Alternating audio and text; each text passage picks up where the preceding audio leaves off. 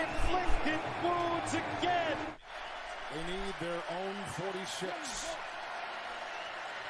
It's Hunt. Cutter the block. The weaving Hunt. He's got the first down, and he rumbles down the sideline and stops the clock into Viking territory. If he was lefty, Earl Anthony.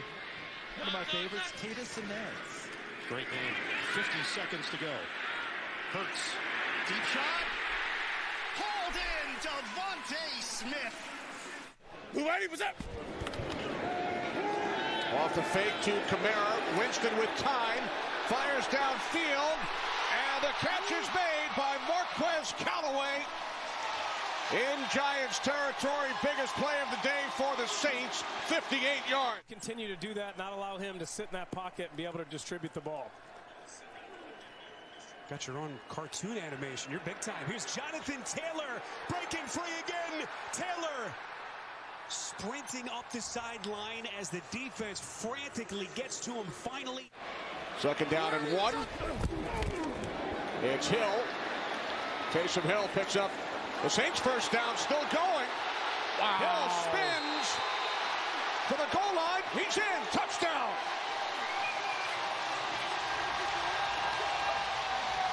Are you kidding me, Kenny? 100%. We'll see. Taylor Heineke got himself into a nice little groove. I love what Scott Turner's done for him, getting him on the move. And here's DeAndre Carter. Speaking of going on the move, Carter on the move. All the way for his first NFL touchdown. 101 yards for DeAndre Carter. Takes it to the house, and Washington takes the lead.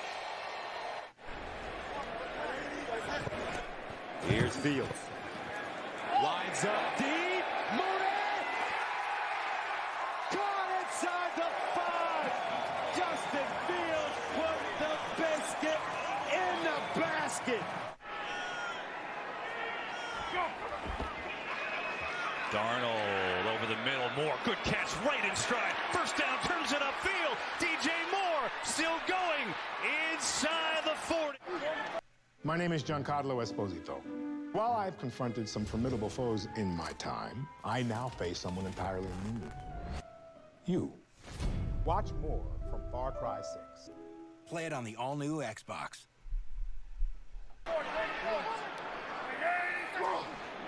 Blitz coming. It's picked up. Prescott going for it all for Cooper. He's got it. Touchdown.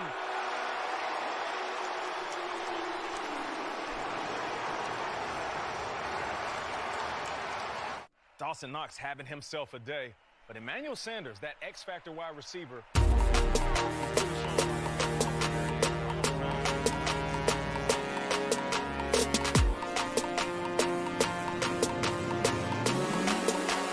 Welcome to the ESFFL podcast.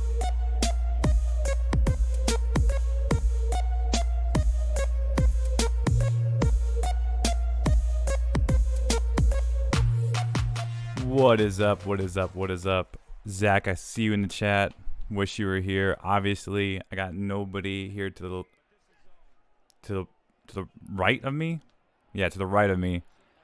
But gonna do a quick little pod today before Thursday night showdown between the Los Angeles Rams and the Seattle Seahawks. Should be a good one. Ask your questions if you got them. Get anybody into the chat so we can get this thing going. Shit, yeah, then we missed last week, so I figured we might as well get something done this week. Might do another episode later. We'll figure it out. But today we are doing something. Just kind of starting off with some footage from past week. Saw a lot of action. It was a great week for everyone in the league who was a winner, including myself. So, hooray for us. A lot of action last week. Going into this week, man. Zach says, how much do you project to lose by this week? Man, I'm going to say at least I'm going to lose by -15. So, you know, do the inverse of that operation. I should be winning by like 10 or 15. Because I play Zach this week, and he's not here. So, can't really discuss it, but we'll go into a little bit of the matchups here in the league. Kind of just really want to dive into the matchup today, last week's action, and a little bit of what's going on this next week. Let's see. What should we do here? Should we just keep reviewing a couple plays here? No, it's the Jets. Who gives a shit? All right, so done with that. Let's get into some sleeper action here, and talk about this last week's matchup because it was a doozy for a lot of teams this week. We even saw a change of a rebranding for one team. The Calabasas Kids, Tavo's team, have made a dramatic change in their franchise and decided to go with the Visalia Vegetables, a rightfully placed name, given that half of his team is now on the injured reserve or hurt in some sort of fashion. Yes, the Visalia Vegetables. Let's see who we got here that is still hurt. Mari Cooper with some questionable ribs. That's on the list.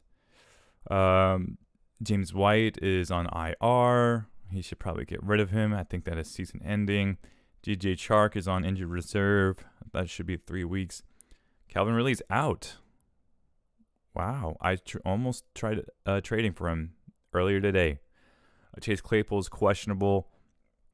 I remember last week he had a lot of injuries. So the Visalia Vegetables, if I'm not mistaken, did in fact take the victory.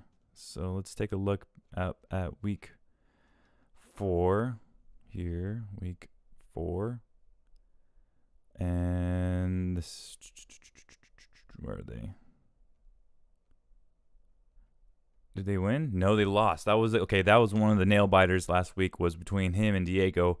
Great matchup throughout. I know by the Bucks Patriots game, things were looking pretty close, with Mike Williams going up against Diego's Keenan Allen, and was able to just squeak by with that victory there by 10 points. So if it wasn't for some very important injuries there, I feel like Tavo would have took it, but it was a rough one for him, especially with how many points were put up against New England's defense.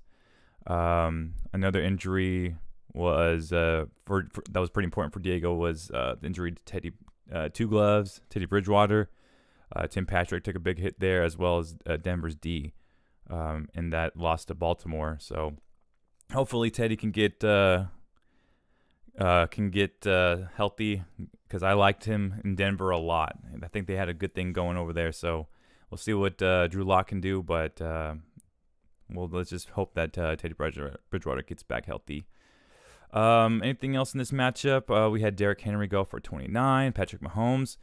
Because of the trade, which was pretty ironic. I think Zach said it perfectly. It's because of Mahomes. That's why Tavo lost this one. I think fate just had that one in the basket for him. 34 points, big points against Philly's D. 5 touchdowns, rushing touchdown. Just ridiculous. Chase Edmonds even had a good game. Justin Jeffries, my trade to him, doing great. He'd love to see it. And all while having Russell Wilson on reserve with 20 points. So we'll see if he ends up moving on. The Vegetables are looking better, though. I think after learning his lesson with this trade, he probably is able to get his mind on the right track with fantasy here. So nice little rebrand. I think it's going to do him some good. Another down to the wire game here. I know Zach and Christian are watching this game together. It was a doozy in the Monday night matchup between the Chargers and the Raiders. Raiders looking good despite the loss. Chargers, I think, are a great team, and that's why the Cowboys beat them. We were able to get it done. So I think the Raiders are still figuring it out a little bit. Hopefully they don't do what they usually do and kind of tail out towards the middle of the season. Kind of believe in them this year and what they're able to do. But in this matchup with AB and the Young Bucks and the California Golden Yetis, it went down to the wire, pretty much all the way down to Daniel Carlson's last kick. That was a 50-plus yarder that would have put it over for the win for Christian. But as you see here, that one just could not get it done from that 5+ points for that kick would have put him over by a point less than. And it's just a heartbreaker for Christian being 1-3. Definitely not what he wanted to start, not the way he wanted to start out the year for sure. But that stack between Justin Herbert and Austin Eckler proved to be pretty important for the win for Zach here. I personally did not believe it. I didn't think it was possible to get an actual decent stack between a quarterback and running back. But we saw here 3 for 5 for 28 yards and the touchdown. Got the double touchdowns there. And Clyde Edwards-Helaire is somehow coming back from the shadows and pretty much placing himself as a top 10 running back again. Well, I guess for the first time, really. I don't think he's ever reached top 10. But, yes, big dub for Zach. It was great to see like all his players performing, except for CeeDee Lamb, where this is not his first week where he's kind of been on the lower end of the point spectrum. 2.3 here for two receptions. Not the best out of one of my favorite guys going into the draft. Tyler Bass with a nice 13. DJ Moore, I feel like people don't talk enough about this guy. 29 points against Dallas. Like what he was able to do against Trayvon Diggs and that whole secondary, even though a lot of it was in the I guess you would say garbage time. Cowboys kind of routed Carolina in the third quarter, and we're just kind of letting them come back in all the way up until the end of the game. Dude's great. Dude is a top 5 wide receiver this season for sure. No way around it. If we just look at his stat line real quick, just kind of see what he's about here. Let's see. All right, so the past 4 weeks, we've had 8 targets, 80 yards, 11 targets, 70 yards, 12 targets. I mean, insane numbers here. 3 touchdowns in total, probably averaging about 100 yards a game, 90 yards a game. Dude's a monster over there for the Carolina offense, with or without McCaffrey. So somebody worth keeping an eye out here. I definitely would like to have him on my team. I definitely missed with Robbie Anderson, that's for sure. That sucks. But we move on. Last little note here was the Cincinnati start against Jacksonville. Good idea. Just poor execution on Cincy's part. Could not get it done last Thursday. But an overall good performance, I'd say, from Zach and the Golden Yetis. Let's see. Going back to week 4 again. Here we go. Another great matchup here that I did not see working out this way. We had Zach's fantasy team go against Jared. Uh-oh, there goes the dogs. One second. Yeah,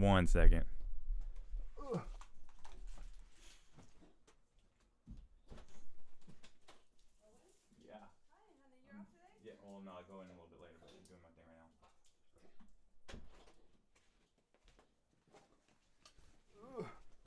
now. Okay. Have you talked about how I'm going to be starting the Saints D this week? If you pick them up, I swear to God, Zach, I swear to God. Okay, we will get into that here shortly. Let me run through these matchups from last week since we didn't kind of get a chance to last week. Okay, so Jared's team against Zach's team. Zach is, 2-win streak. I lost to him last week or the week before that, and then this week Jared takes the L in stunning fashion with Josh Allen putting up 20 points, Kamara putting up 15. Not the greatest performance except the Cordell Patterson explosion that we've been seeing from him, becoming one of the best running backs available. Number 3 overall right now in standards and PPR. So you gotta respect what's going on over there in Atlanta. Probably the last thing I would have expected for sure. I did not see that happening, but he is a machine. Receiving, rushing, getting it done. 4 touchdowns, man, that's incredible. Definitely saved his season there, I think, with that pickup, because it was rough there. First 3 weeks, and the way he's been able to kind of get around the injuries, very impressive. That's a good coach, good fantasy manager there. getting the job done. Jared disappointing. Anytime he hit underneath 100, things just didn't go right. So looking into it, Kyler Murray, 23 points. Dalvin with the 6. I know he's dealing with some sort of injury that week. Miles Sanders kind of regressing there with 7. Just nobody really going for it. And then Robbie Gould inactive. That really didn't help him there. Could have used any type of points there to get the job done. But just a great performance by Zach. And a tough loss for Jared, who is now 1-3. Next one we had up was the juggernaut matchup between the Irvine Goats and the Sanger Sly Dogs. Josh winning in absolute outstanding fashion. I mean, 160-94. It was a slaughter for the Goats. Just nothing really happening. Nothing popping off. Barely any touchdowns. A 1-point performance from McManus. The 13 points from the Indy D. Chris Carson being injured. It was a rough day. Jonathan Taylor looked great in that matchup against Miami. But that's as exciting as things got for Steven there. And this one got out of hand quick. Again, this Aaron Rodgers, Aaron Jones stack here is just getting it done, leading the charge for Josh's Sly Dogs. David Montgomery, before going down with an injury there, put up a nice 25.9. Tyreek Hill, you gotta love him. I just don't understand it. 44 points. 44 points. I'm glad it wasn't me. That's all I can say. But made up for the Tanyan performance. Made up for the Thielen performance.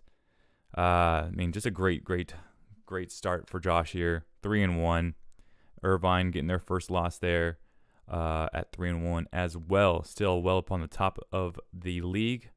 Another matchup. I think, is that it? And we'll go a little bit into Zach's matchup here since he is here. I'm feeling awfully rich this week. May drop some hefty fab. I hope you do. I hope you spend all your fab on them and then start them and then they get wrecked because they are so wishy-washy. Talking about the Saints defense. We'll dive into that. Real quick. AB and the Yobucks. Yes. Okay. No, we did go into that. Okay. So we're good. My matchup, I won. Thanks to, which we will go into a little bit. Zeke's looking great. Zeke's looking like how we thought he would. I want to say he's like number 6 running back right now. Number 4, number 6 in PPR. Like, that's where I drafted him. So he's at least performing. Najee Harris, I think he's like number 5. Number 4, there we go. Just because of all the receptions he's getting, all the checkdowns from Big Ben. Rams tonight. I'm not starting Rams tonight. Ooh, that's gonna be tough. That is tough. One big thing out of this matchup here was the Deebo Samuel and Trey Lance stack here that didn't come to fruition just because Garoppolo was starting, but the 23 points that you saw there from Trey Lance in just a half of play time makes you real excited and real indecisive when you have a brilliant matchup this week with Kirk Cousins against Detroit. So we'll figure out when we get there, but that's going to be a tough decision. Just love the fact that I was able to pull out the dub here against Hunter, thanks to the likes of Deebo Samuel and Trey Lance. So moving on to this week, we have a lot in store this week. A lot of great matchups. Just kind of want to run down what we're looking at here. Starting off, since we got him in the chat, me and Zach going up head-to-head this week. Gonna be a pretty important one here, and I can't wait to see how it goes down. Dissecting this one a little bit here. We got the Golden Yetis with Josh Herbert and Austin Eckler against Cleveland. Now, one thing with the Chargers is they were mellowed out a little bit by the Raiders' defense. I think Cleveland's defense is twice the defense that the Raiders are. That front line with Clowney and Myles Garrett are just applying all the pressure that I don't think Herbert is ready for. I think they're going to be able to swallow up Eckler in the backfield before he's able to break away anything. What's happening here? Starting Alex Collins, yes, sir. I think I have to here. Just in the flex, I can't take a risk here with Jamal Williams.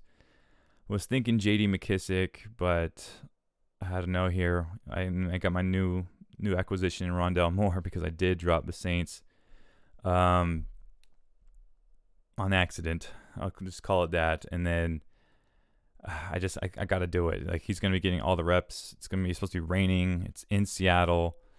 It's a short notice game. I think they roll with the same play styles they were last week, and that's run the ball. If they're able to do it against the Niners, I don't see why they can't do it against the Rams on a consistent basis here. Even on the pass outs, I feel like Russell's going to be passing out a lot here. So I like to start with Alex Collins, and I play him confidently today. Going back up to these matchups, we have potentially Kirk Cousins against Detroit. Garoppolo is not practicing as of today, so I do like the matchup there as well, but it is going to be tough. I know they're playing Arizona, so I expect a lot of points to be put up in that game, but Minnesota coming back after the last week, I think they want to make a statement here against Detroit in Minnesota, so I think I'm going to go that direction. Either way, I think it's a win-win. I think it just depends on what Alex Collins does tonight. So rolling down the rest of these matchups, we've got Zeke Elliott going against Eckler. Elliott popping up on the injury report for something, limited action. I think he's just got some tightness in his knees, what it's saying. Just doing some resistance work to get loosened back up. I think that's pretty much all they're doing there. Najee Harris, I expect him to do just fine against Denver. I don't think Pittsburgh has a choice other than to do what they've been doing and check down. I think it's a matter of time before Big Ben either gets pulled or something changes in the offensive scheme. But Najee Harris should be getting all the reps there. He's their only guiding light that they got at this point, because Ben is counting his days in Pittsburgh as their starter. At wide receivers, we got Deebo Samuel and Robert Woods going up against Stephon Diggs and CeeDee Lamb. So a little inverse work here with CeeDee Lamb and the Cowboys, Robert Woods and the Rams for each of our respective teams. Who do I like here more between these two? Man, I think this is a toss-up here because you got the big plays from Deebo. Diggs can go off at any moment in time. But KC's secondary is looking a lot better than they have been, despite their record. And CeeDee Lamb, it's just a matter of time before he goes off, I believe. And this might be the game where he does. And then we got Robert Woods. I don't know what we see. I forgot I'm starting him today. Godspeed, Robert. We'll see how it goes. But Sean McVay did say he wanted to get him involved more, and it's on him to do so. So we'll see what happens. Hawkinson also in the report, going up against Gesicki. I love Hawkinson this year. Love him. Damian Harris has been very questionable to start and scares me a lot, but going up against Houston, he's an auto start. Tyler Lockett also in the starting position for tonight's game here in the next couple minutes. So we'll see him in play here shortly. Oops. And then rounding off in the flexes, we have DJ Moore for Zach and Tyler Lockett, as well as Damian Harris and Alex Collins tonight. So a lot up in the air. I still have to, Buffalo defense against Kansas City. We'll see if that remains the same. Going to be a good one. I expect to win wholeheartedly. I think I handled this one with a 10-point lead, and that's facts.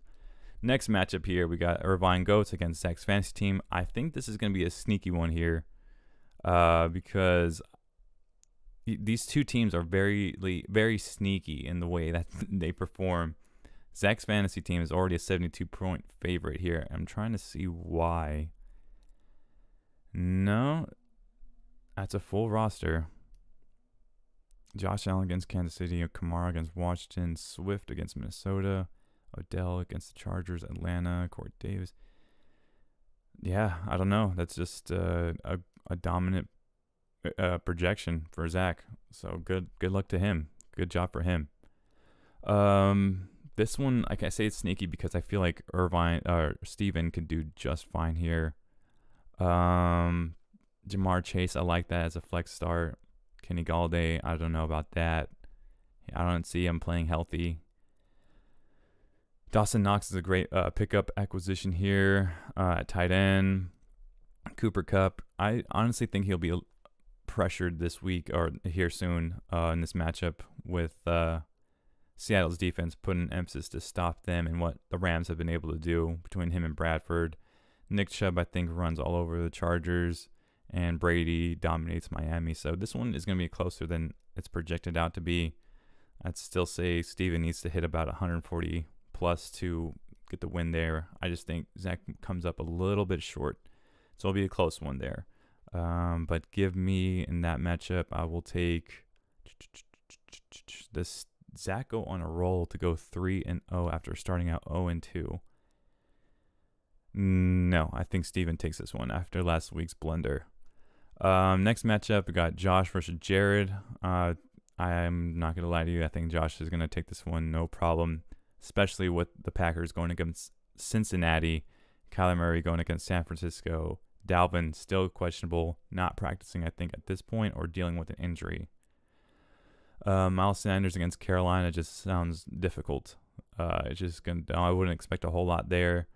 And we'll see what Darrell Henderson does today. Tyreek Hill still scares me against Buffalo's number one defense. He has been limited once or twice this week, but I still think he's easily good for 20 points. And Adam Thielen as well will probably have a great game. Josh's new pickup in Dalton Schultz, I think it's a great start against the Giants, who are very vulnerable against the tight end.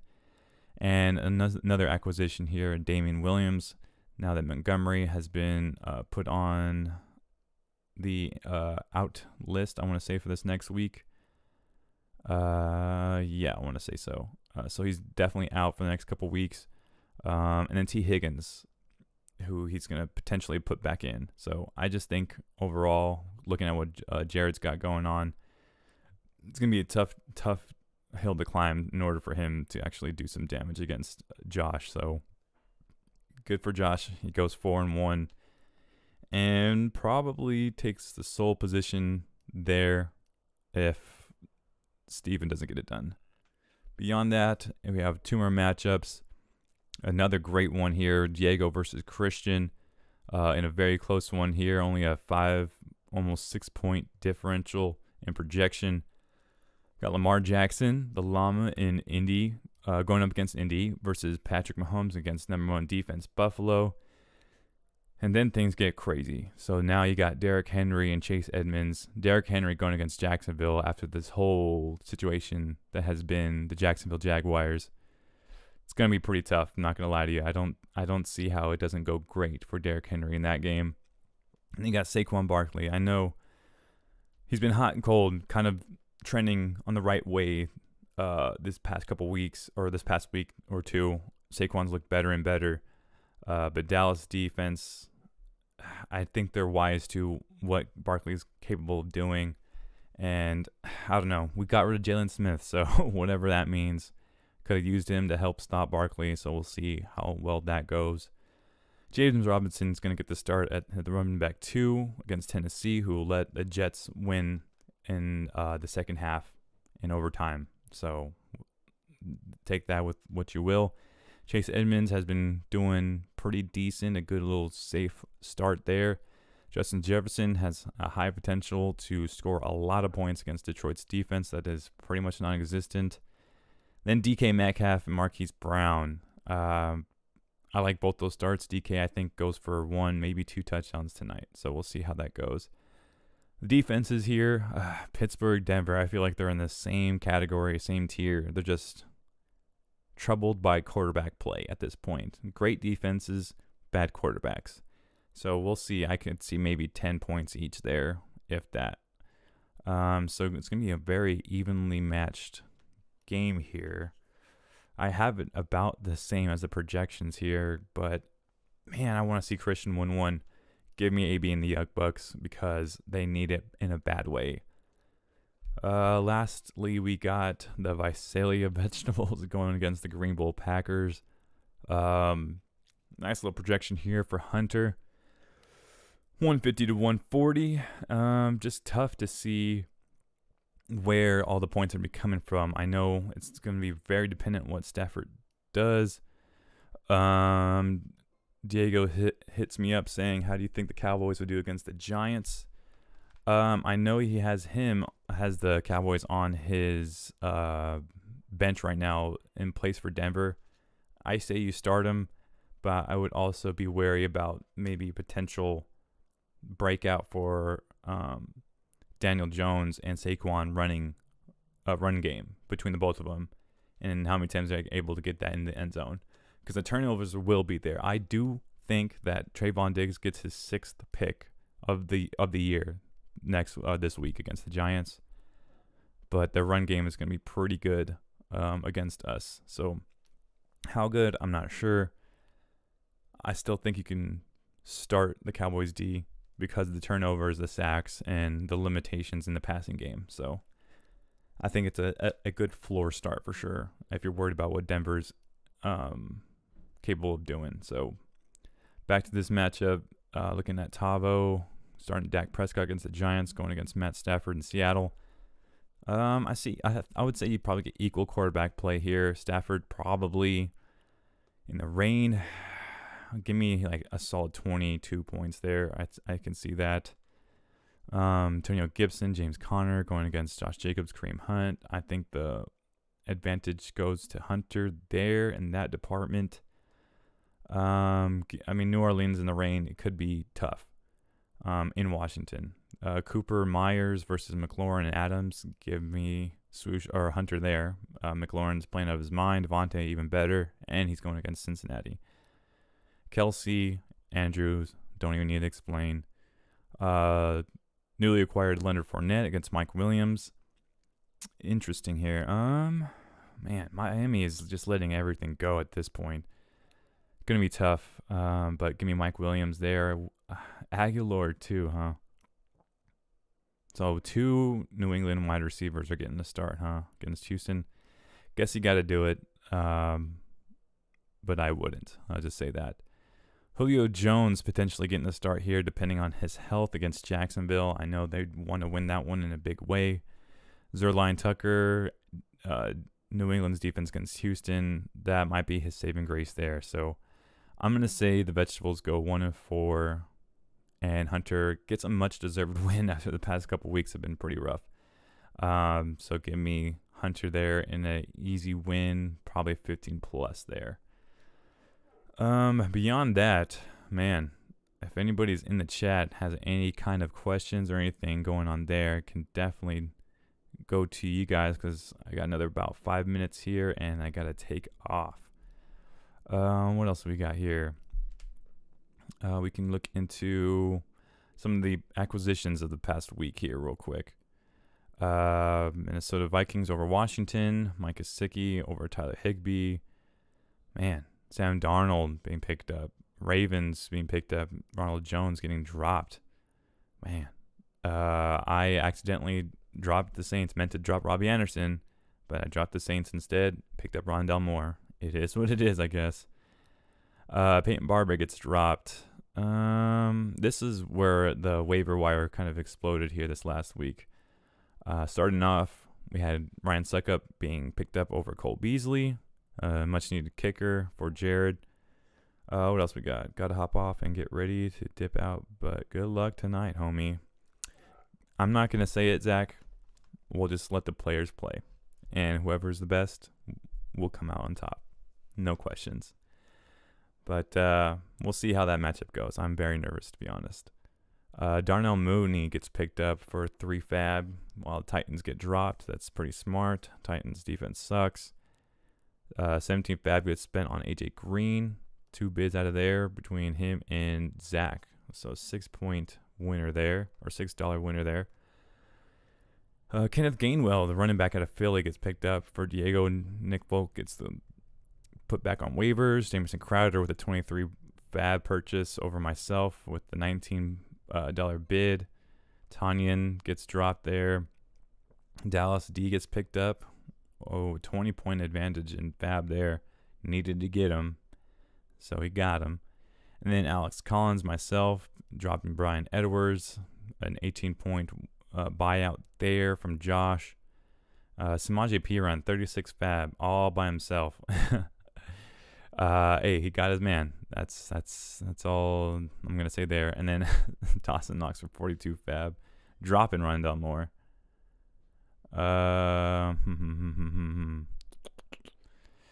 Let's see, Dawson Knox got that. Damian Williams, the 75 fab bid, outbidding Swoosh here for 54. I mean, just a crazy day at waiver. Crazy waiver day. Let's close out with one other thing. Let's look back into this matchup here. Hold on. Let's look back into this matchup here. Talking about this Niners Seahawks game real quick. Kind of want to go into the Trey Lance. The run from Trey Lance, and he's going to get hit shy of the sticks. The 16 off the fake. Wilson got plenty of room to run. One of the best running. What will we see out of the Seahawks today? I predict a lot of running. I see a lot of running in their future. A couple deep bombs like this. I think the Rams let one or two get behind them. One or two deep balls get behind them. DK Metcalf gets a 60-yarder plus. I think Alex Collins goes off for a big old run, 40 yards, 30 yards, just on a quick little dump-off route.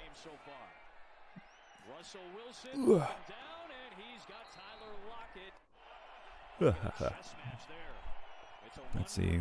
I think this is one of the last runs from Chris Carson, who is dealing with a neck injury there, so it's going to be tough.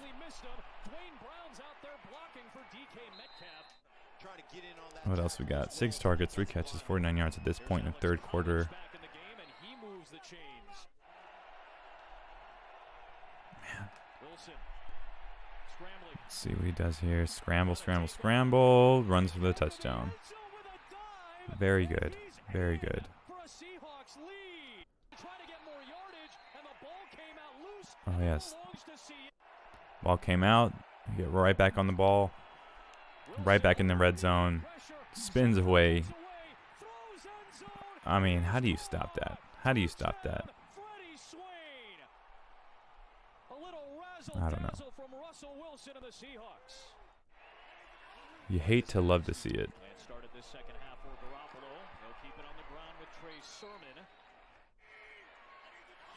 All right, Trey Lance here with the takeoff.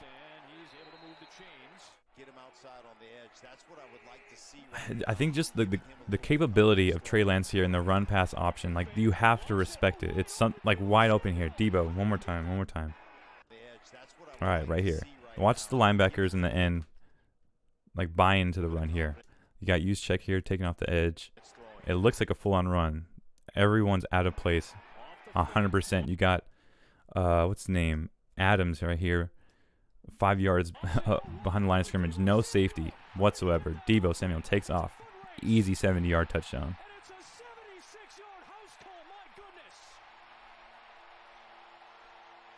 You love to see it. You love to see it.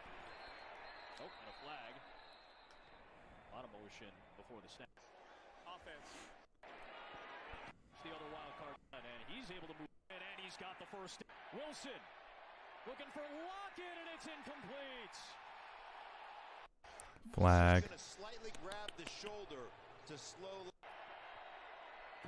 Collins here. I mean, just a great run. A great run. The way he bounces out of this. It's supposed to go left, comes out, bounces out once, and then bounces back out again. Beautiful vision there. I think he's going to do just fine this week. If you have him, you start him. No problem. All right, that's going to do it for me. I got to go. Got to get ready, but I'll leave you with the last minutes of this before I take off. Best of luck to everybody except Zach. It is what it is. But y'all take it easy. Have a good one. And we will probably have another episode before the end of the week. So we'll see how it goes. Good luck. Goodbye.